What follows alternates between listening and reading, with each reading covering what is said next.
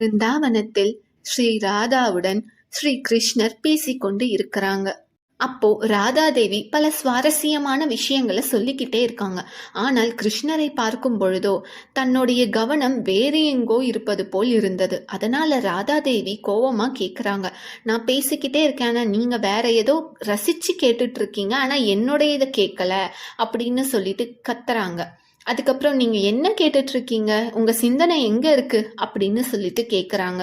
அதற்கு ஸ்ரீ கிருஷ்ணர் சொல்றாங்க, என்னுடைய பக்தரான சூர்தாசனுடைய இனிமையான பாடல்களை தான் நான் கேட்டுட்டு இருக்கேன். நான் எங்க இருந்தாலும் அவருடைய பாடல் பக்தியுடன் என்னை ஈர்க்கிறது. அதனால என்னுடைய சிந்தனை எல்லாம் அங்கதான் இருக்குது அப்படின்னு சொல்றாங்க. அப்போ ராதாதேவி சொல்றாங்க, எப்ப பார்த்தாலும் நீங்க சூர்தாசரை பற்றி பெருமையாக சொல்லிக்கிட்டே தான் இருக்கிறீங்க. இன்னைக்கு நேர்ல போய் அந்த சூர்தாசரை நான் பார்த்துட்டு வரேன் அப்படின்னு சொல்லிட்டு ராதாதேவி அங்கிருந்து கிளம்பி போறாங்க. சூர்தாசரை போய் பார்க்கறாங்க. அவங்க பார்வையற்றவர். ஆனால் அவருடைய ஞானத்தால் கிருஷ்ணரை உணர்ந்து அவங்க பக்தி பாடல்களை பாடிக்கொண்டு இருக்கிறாங்க. ராதாதேவி அங்க நடந்து வரும்பொழுது அவங்களுடைய கொலுசு சத்தத்தின் இனிமையான அந்த ஓசையில் அவங்க இது ஒரு தெய்வீகமான கொலுசு அப்படிங்கிறத உணர்றாங்க. அதனால ஏதோ ஒரு தேவதை தான் வந்திருக்கணும் அப்படின்னு சொல்லிட்டு அவரு புரிஞ்சுக்கிறாரு. தேவதையே, நீங்க யாரு அப்படின்னு சொல்லிட்டு சூர்தாசன் கேக்குறாங்க. அப்பொழுது ஸ்ரீ ராதாதேவி சொல்றாங்க, நான் கிருஷ்ணருக்கு மிகவும் பிடித்தவள், கிருஷ்ணனுடன் எப்பொழுதும் நெருக்கமாக இருப்பவள் அப்படின்னு சொல்றாங்க.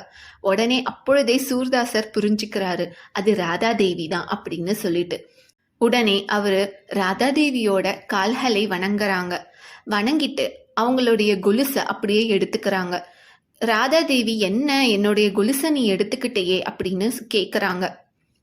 அப்ப சூர்தாசர் சொல்றாரு, ஸ்ரீ கிருஷ்ணனை இங்க அழைச்சிட்டு வாங்க, நான் உங்களுடைய கொலுசை கொடுத்துட்றேன் அப்படின்னு சொல்றாங்க. அதுக்கப்புறம் ராதாதேவி போய் கிருஷ்ணரை அழைச்சிட்டு அந்த இடத்துக்கு வராங்க.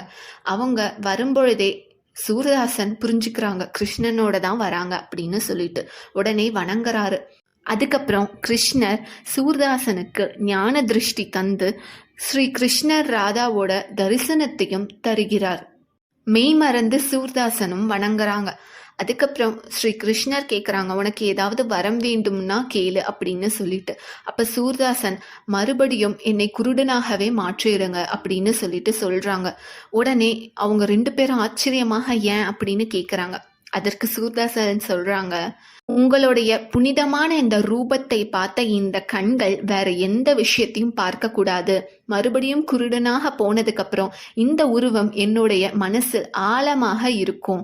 நான் எப்பொழுதும் உங்களையே நினைச்சுக்கிட்டு தியானத்தில் இருப்பேன். உங்க ரூபத்தையே நான் எப்பொழுதும் வணங்கிட்டே இருப்பேன். வேற எந்த விஷயமும் என் கண்களுக்கு தேவையே இல்லை அப்படின்னு சொல்லிடுறாரு சூர்தாசன்.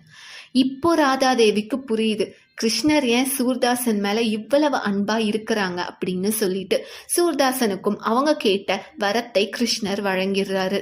அப்போ ராதாதேவியே ஸ்ரீ கிருஷ்ணர் கிட்ட சொல்றாங்க, உங்களுக்கு நிஜமாவே என்னை விட உங்களுடைய பக்தர்கள் தான் மிகவும் முக்கியம் அப்படிங்கிறத நான் இப்ப புரிஞ்சுக்கிட்டேன். ஏன்னா அவங்க உங்க மேல வைக்கிற அன்பு மிகவும் அதிகமாக இருக்குது. இந்த மாதிரி பக்தர் மீது அன்பு வைக்கிறத விட மிகப்பெரிய விஷயம் வேற எதுவுமே இல்லை அப்படின்னு ராதாதேவியே சொல்லிடுறாங்க. கிருஷ்ணர் மேல பக்தி செலுத்தினா போதும், அன்பு தானாகவே கிடைக்கும். நன்றி, வணக்கம்.